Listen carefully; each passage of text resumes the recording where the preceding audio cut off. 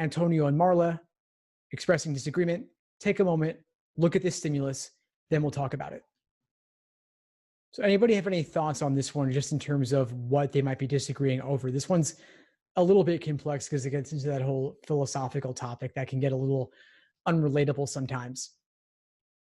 I think this one's a little bit weird because it's not saying, they're not disagreeing over whether one should live a moderate life or not. It's really more about what living a moderate life actually involves and how one would go about living a moderate life. Antonio has this underlying assumption that living a life of moderation means living a perfectly average, middle of the road life, never going to the extremes on either end.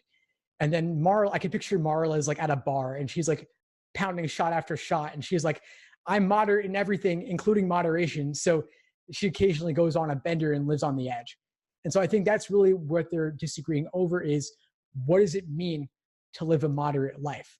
Does living a moderate life mean always living a perfectly average middle of the road life? Or does it mean that you're moderate in everything, including moderation itself, meaning that every once in a while you throw all the rules out the window and you go to the extremes just so that you're being moderate in the extent to which you pursue moderation? So that's very meta idea.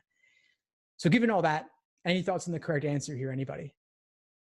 Awesome. Yeah, so I see a couple folks said B. Perfect. Yes, so B as in Bravo is the correct answer. What a life of moderation requires of a person.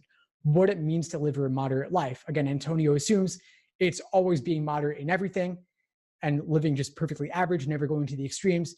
But then Marla goes meta on us and says moderation involves being moderate in moderation itself and sometimes going on the edge.